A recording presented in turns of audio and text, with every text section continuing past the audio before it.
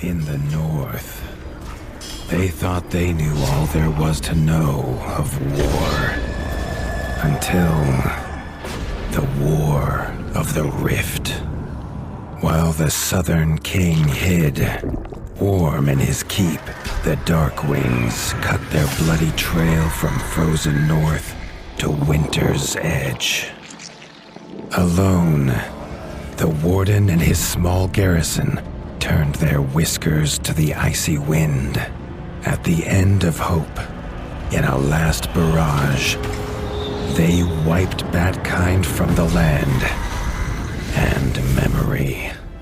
With no sign of the Darkwing's return, in time, few believed them little more than a fairy's tale. But at Mount Cauldron, time had been all they needed.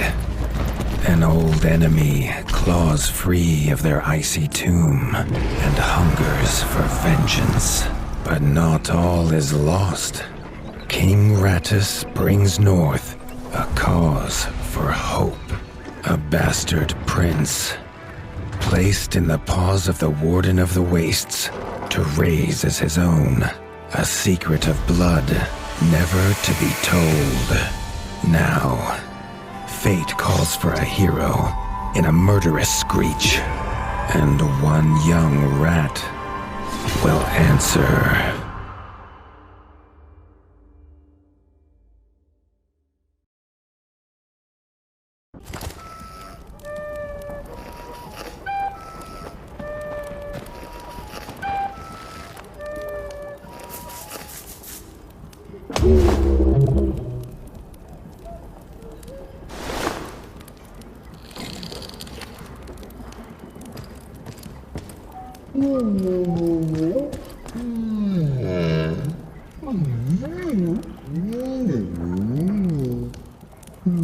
The stomp of his father's boots on the stair was how every morning began for Arlo.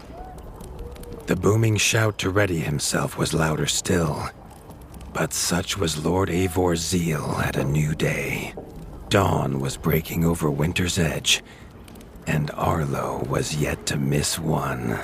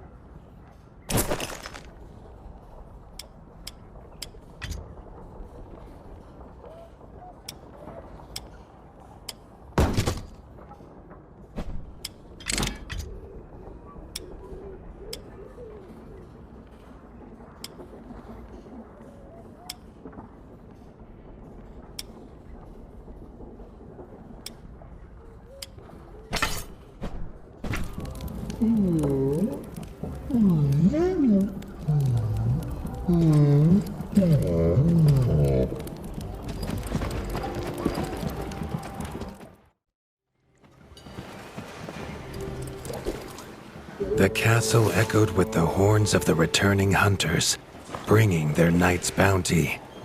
Arlo's little heart quickened to hear it.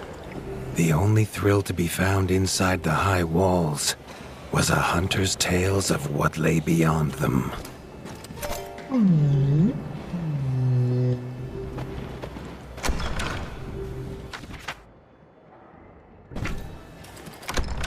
Arlo tells himself it's a good life here in Winter's Edge. the bustling of contented rat folk, the crisp mountain air, and without the endless scourge of frogs the southerners suffer, why should he want for more?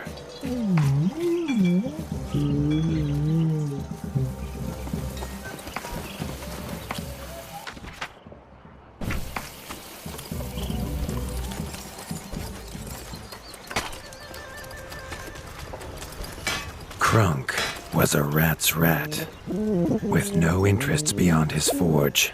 If you have the parts, this mastercraft's rat can make armor and weapons that would see off a sky scorcher bite, or so he claims.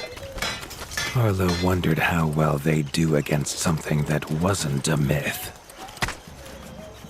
Chief Mason Leaf was the rat Arlo most admired. As younger brother to Lord Eivor, his carefree uncle never faced the burden of being Warden of the Wastes. With walls this strong, his duties were light, leaving him plenty of time for his nephew.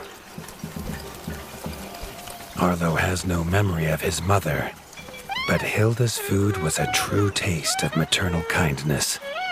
With the right ingredients, she would make meals nourishing to body and soul.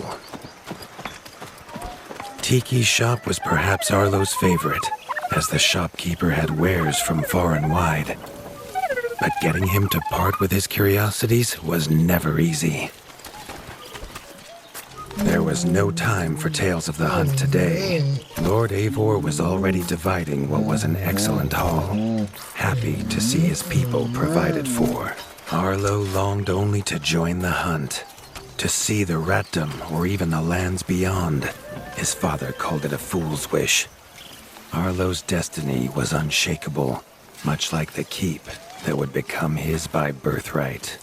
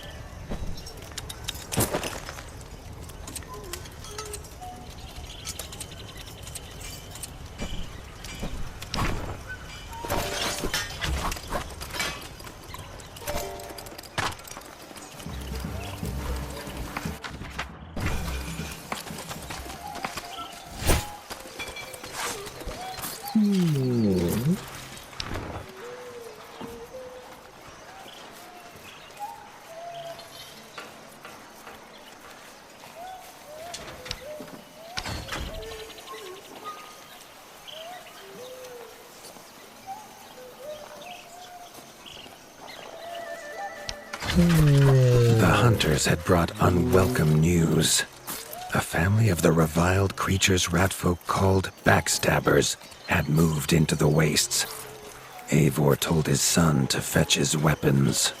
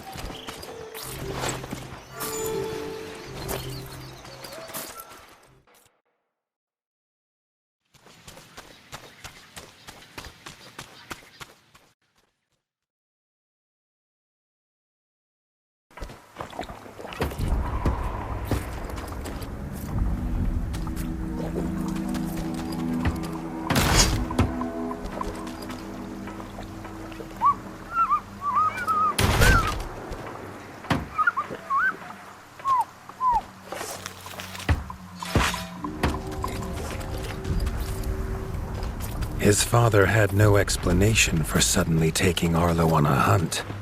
It even gave the hunters pause. Arlo had been taught to fight, and better than most. But rarely had he been tested. He was determined to prove himself. The rugged terrain of the outskirts could have taken all day to traverse, but Arlo's trusty grappling hook allowed him to swing between its many crevices.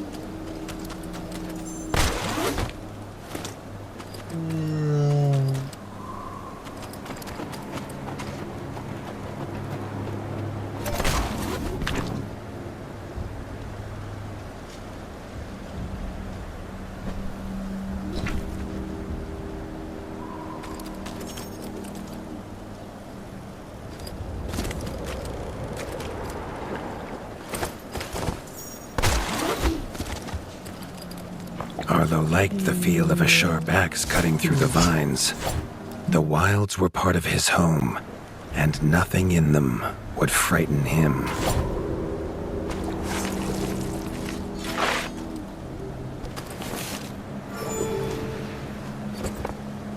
The famous frostberry bushes of the wastes were in full fruit already. Their juice made a healthy tonic, though Lord Eivor preferred them fermented. His father was a sturdy rat, built for strength, not speed. So Arlo found it curious that he challenged him to a race. The prospect of the hunt had filled Lord Eivor with a vigor that his son had not seen in years, or at least since breakfast.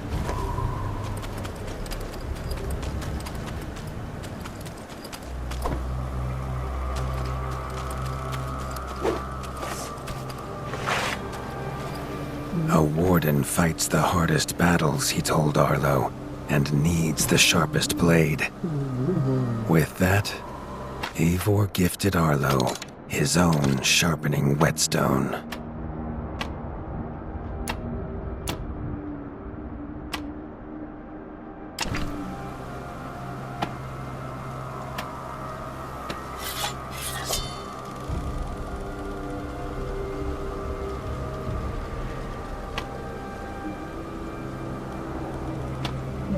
Whether these beasts were named for their spines, or for some past unforgivable deed, no rat knew. Either way, Arlo was about to find himself at the pointy ends of this brood. Even young backstabber red attacks were brutal, but a well-timed dodge would see Arlo escape unscathed.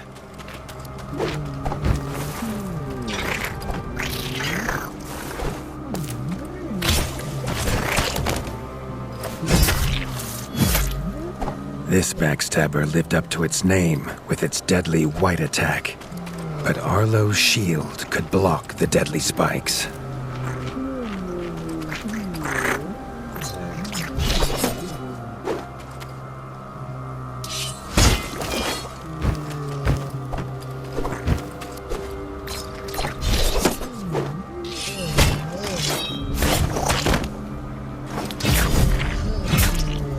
This young one used vicious yellow attacks. Arlo had to time his parry parries perfectly.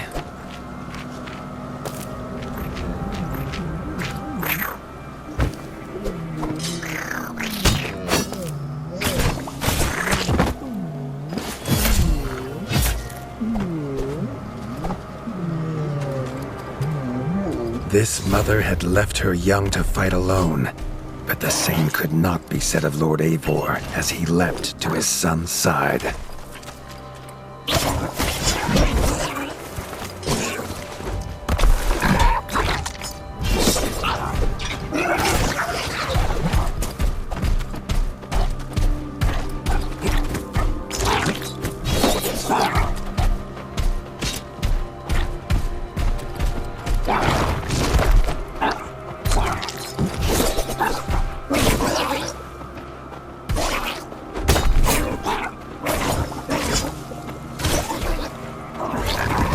It was Lord Eivor's mighty blade that took her head, but the fight was won together.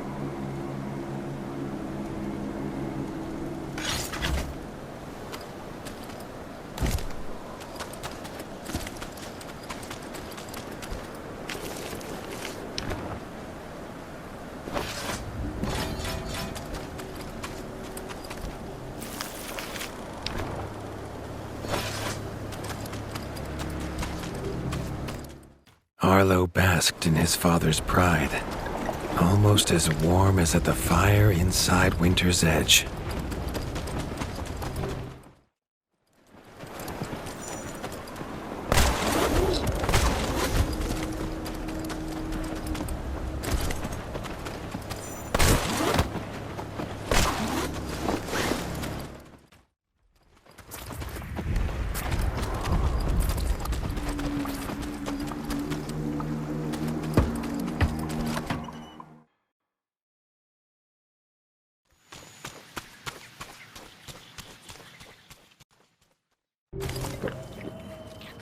Triumphant and keen to tell the tale of his son's victories, Lord Eivor set to a night of drinking with the elders.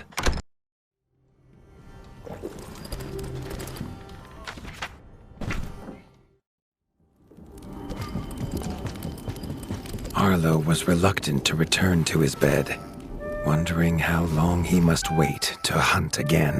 The booming footsteps that woke him this time were nothing like those of his father.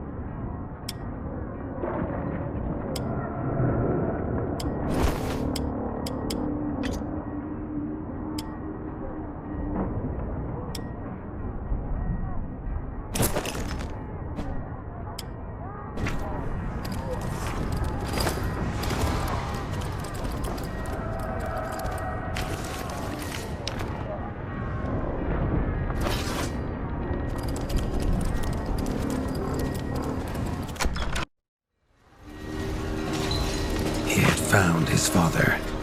The Warden stood alone, holding back a whole Darkwing army, their cruel Count Kazak leading them. His father charged, but the Darkwing Count was as fast as he was strong. The Winter's crown tumbled to Arlo's feet, now without a head to rest on. There was no time to grieve his father, as from above the Count revealed his greatest weapon, a sky scorcher. Not a fairy's tale, but an undead beast whose very breath could level kingdoms. And its eye was trained on Arlo. All that came next was a fog of bloodlust, snapping jaws, and the beating of leathery wings.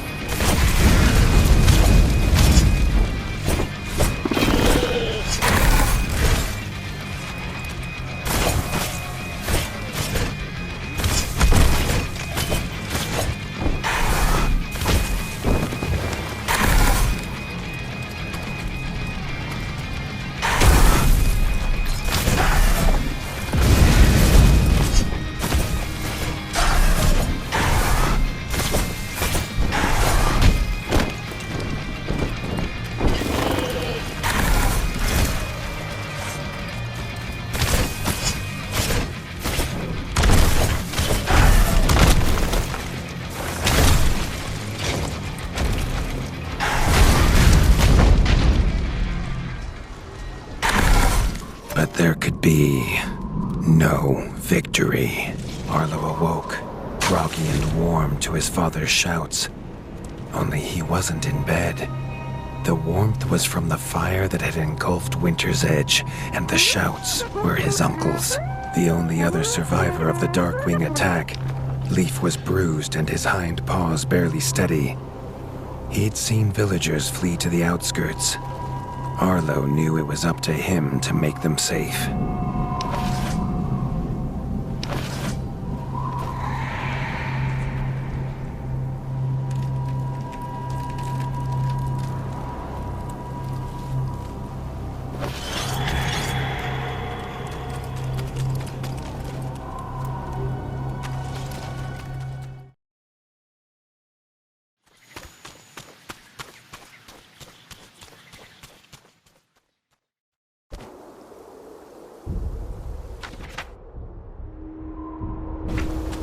He'd know these anywhere. Krunk's smithy hammer and Hilda's chef's knife. Arlo wondered why they would leave them here.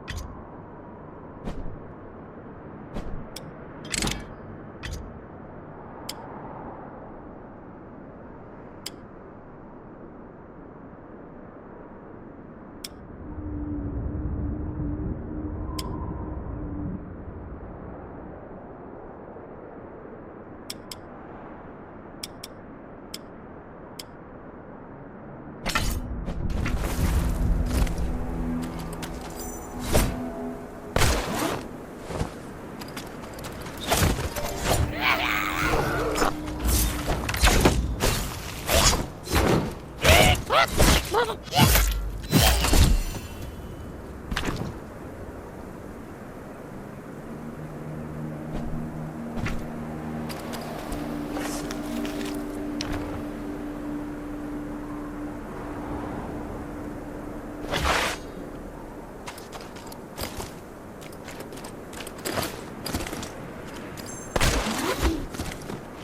the attack at Winter's Edge, no hunters had come to check their traps.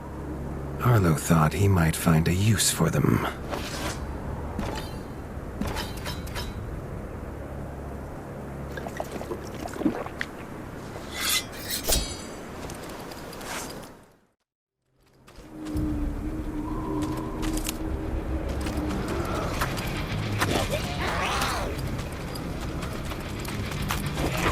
Arlo had found the reason his friends had fled. The taunting shrieks revealed that this was Baron Frostovic, son of the Darkwing who took his father, therefore, a perfect target for his revenge.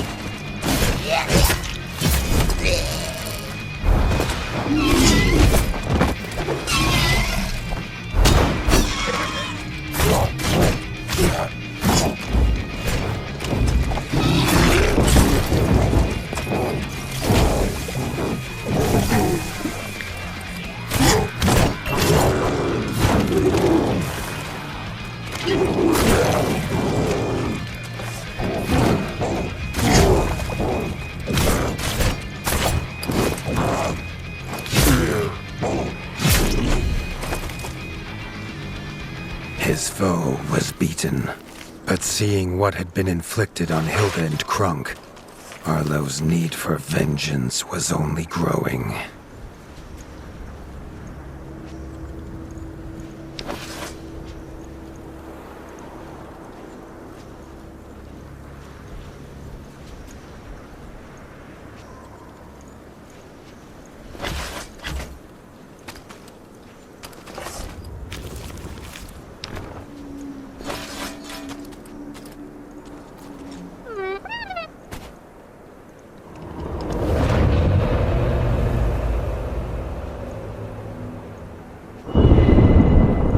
Suddenly wished to be within the walls of Winter's Edge, to hear the boot and boom of his father at dawn, a sound he realized he'd never hear again.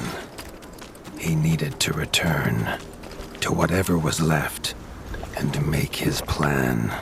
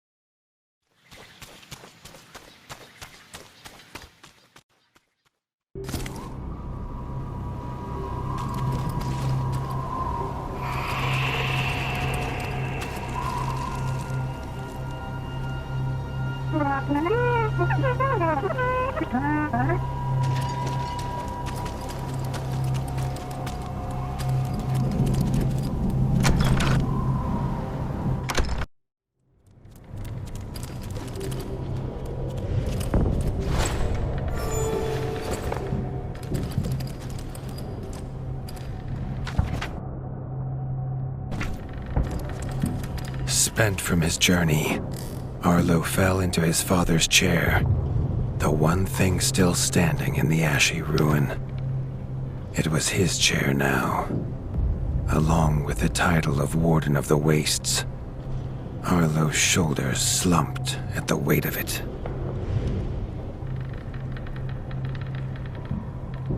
But only for a moment.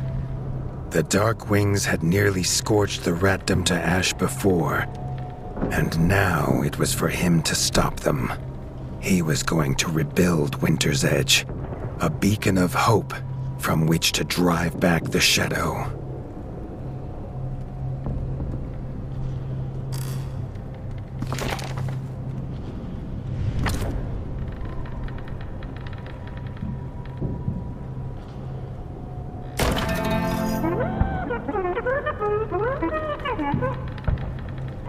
This much Arlo knew. No rat would rebuild Winter's Edge on an empty stomach. The kitchen had to be fixed and stocked.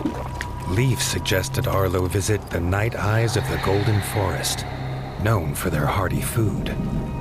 Arlo hoped rat wasn't the key ingredient.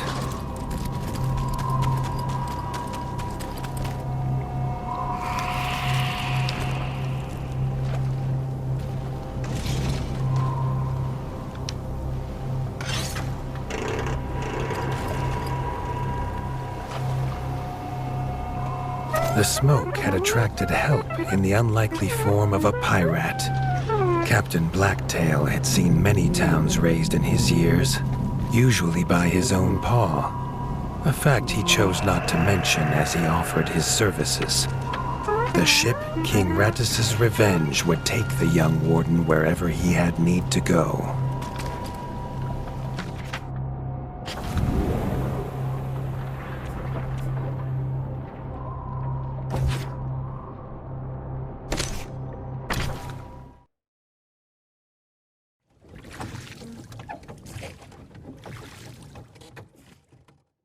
The autumnal gold canopy glimmered in the sunlight, held high by the silver boughs. There was no denying the wonder of the Golden Forest.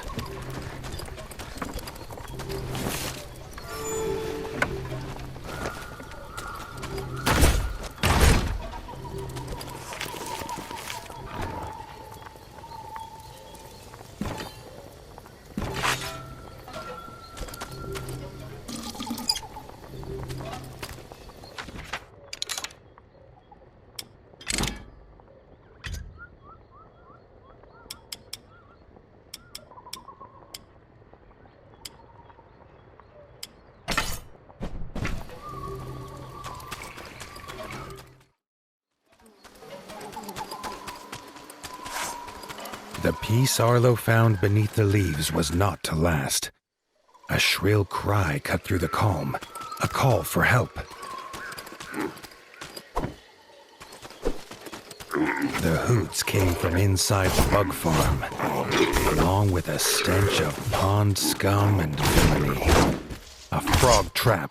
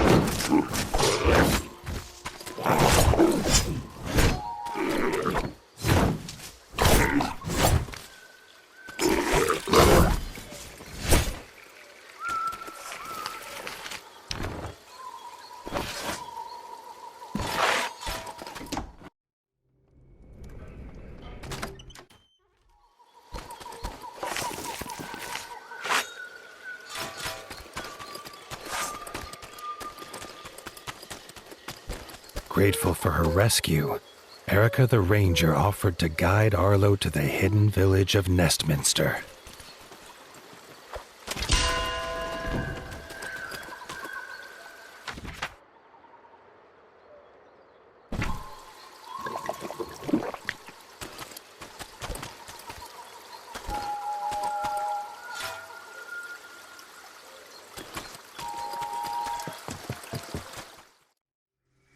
Nestminster's entrance was guarded. Under their helmet, the eyes of the guards seemed to glow. Was he prey walking into a hunter's camp?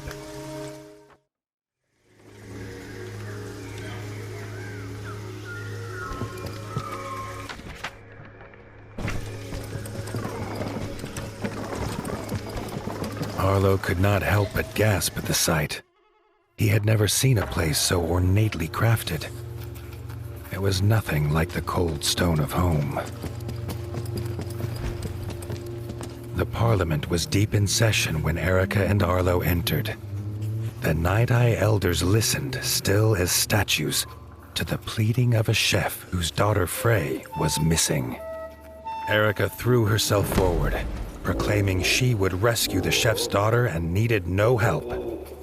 Then she was gone, leaving Arlo to face the elders alone. The elders' staring eyes unnerved Arlo, but when they asked him to protect Erica, he did not refuse.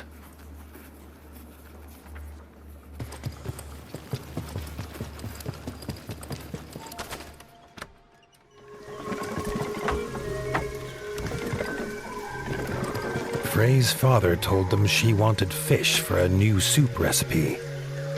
He told her never to go to the dangerous Moonlight Pond, but she was stubborn as she was brave. The chef handed Arlo a few poison antidotes without explanation. Arlo wondered what could go in soup that would have him so scared.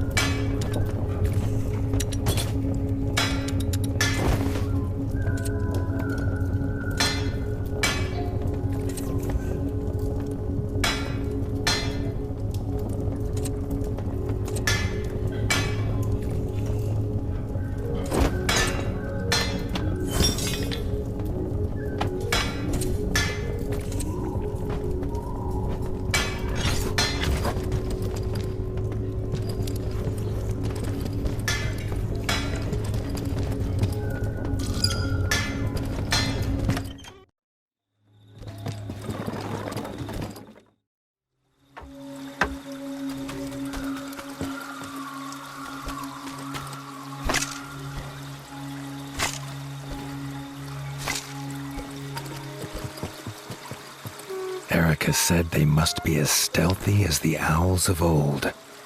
She gave him a bow carved from the silver boughs, quiet as a whisper, deadly as a talon.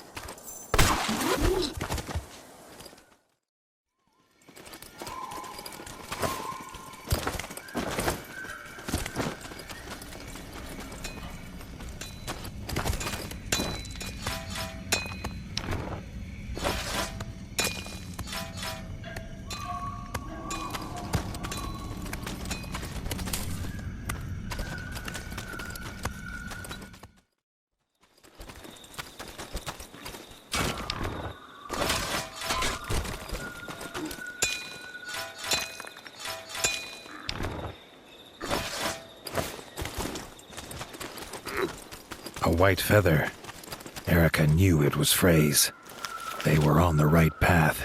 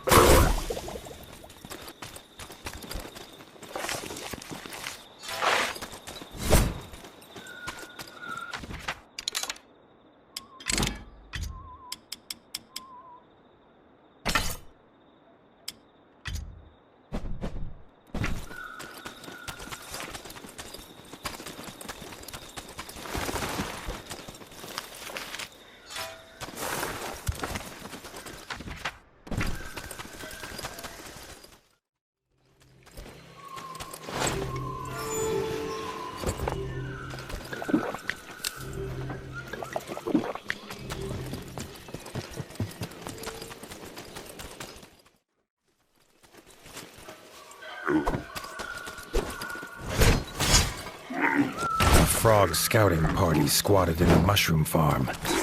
Arlo's arrows would make swift work of them.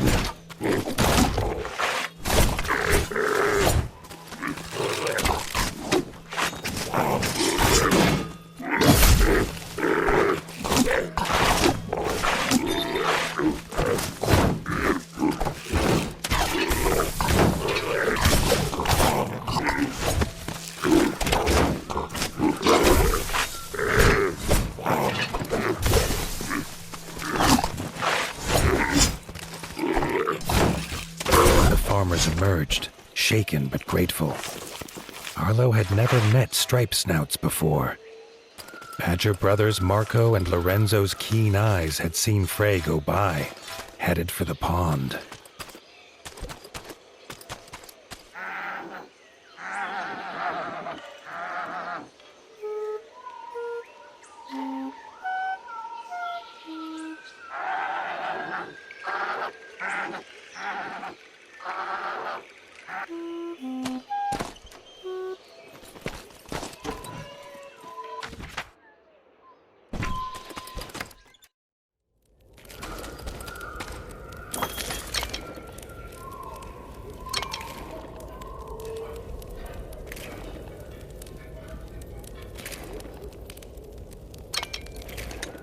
The farmer card. What it lacks in power, it makes up for in its positive qualities.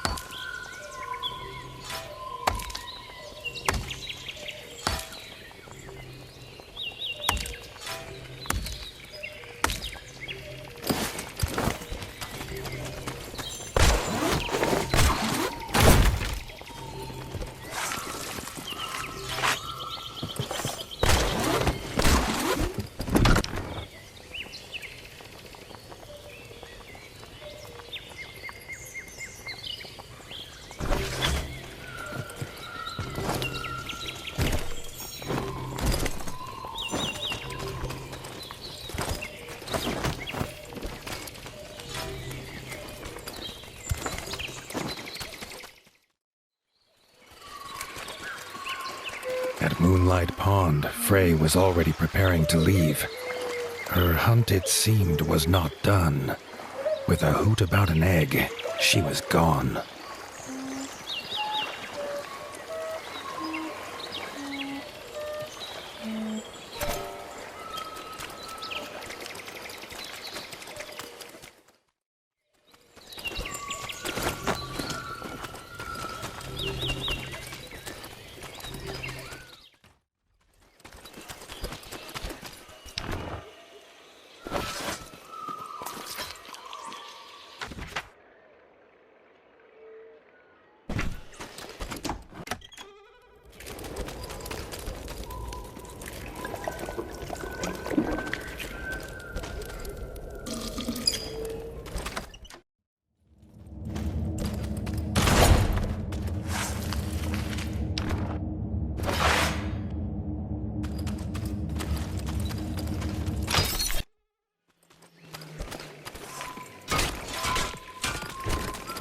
The sky flashed with a blinding light. Suddenly, towering before him stood an imposing figure, his flaming sword heating the air around Arlo. Thrusting his sword into the air, the stranger imparted his gift onto the young Warden.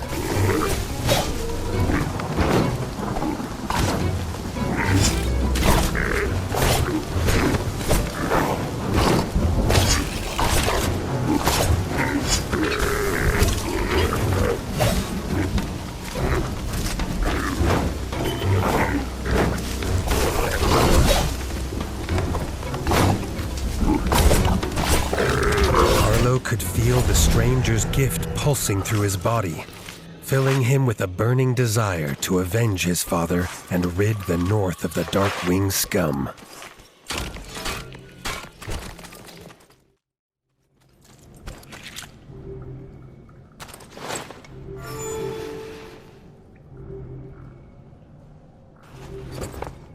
Tunnels are rarely used by Night Eyes, who prefer an open sky above. Arlo knew dangerous creatures lurked in such dark places.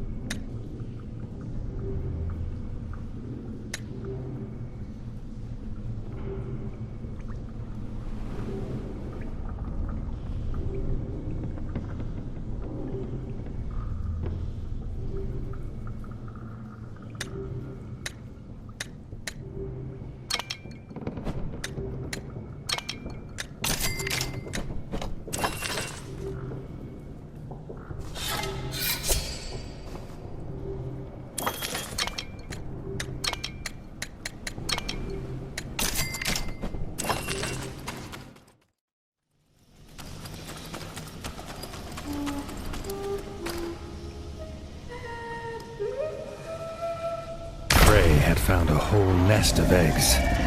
She was uninterested in who the owner might be, but the mother slither scale was very interested in her.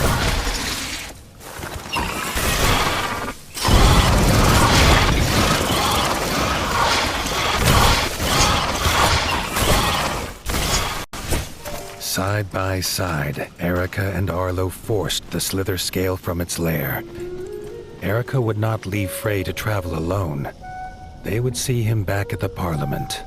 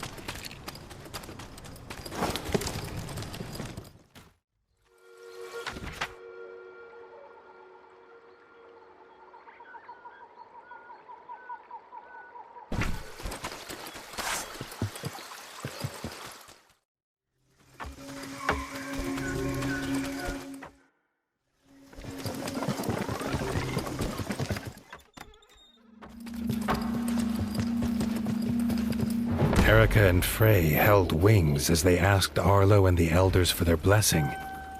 They wanted to leave and start their own kitchen at Winter's Edge. All agreed. Arlo hoped slither scale eggs would not be on the menu.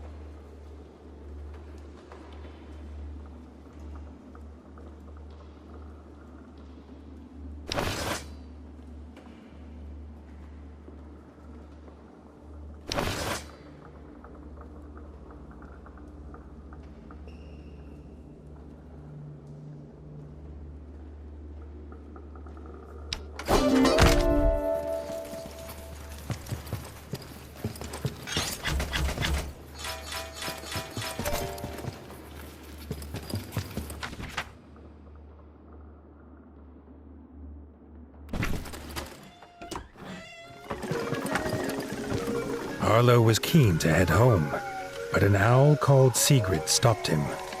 As Chancellor, she had a budget for someone to deal with the local slither scale problem. If he wanted the job, he best join her in the Rangers Guild.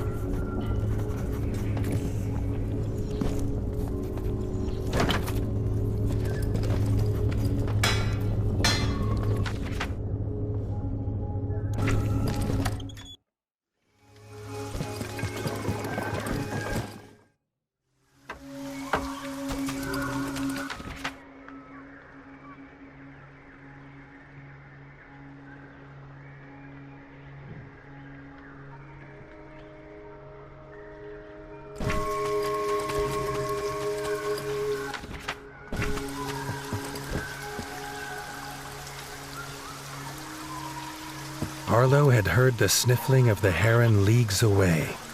Ernest was the most skilled fisherman in the ratdom, or had been. In between sobs, he told Arlo he'd dropped his best rod in a well. The Warden offered to find it, if only to stop the noise.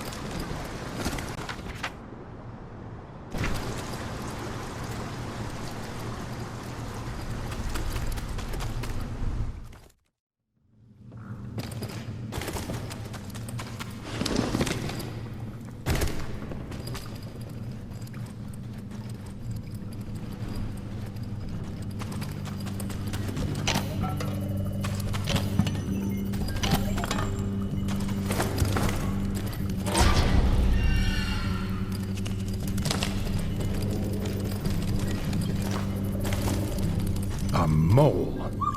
He has been using the rod to dip his biscuits in honey, as he hated having sticky paws.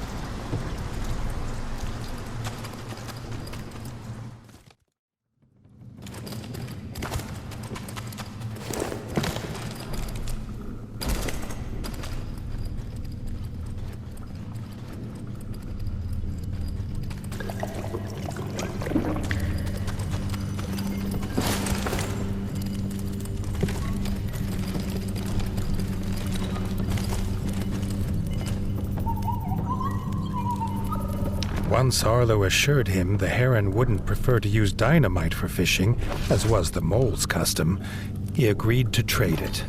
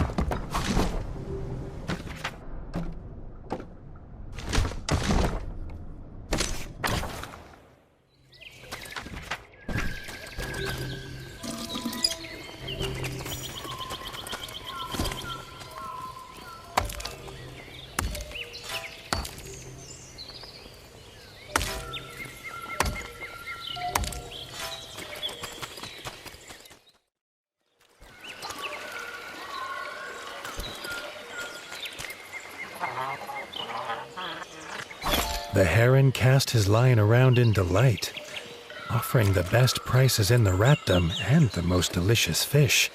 Ernest was back in business.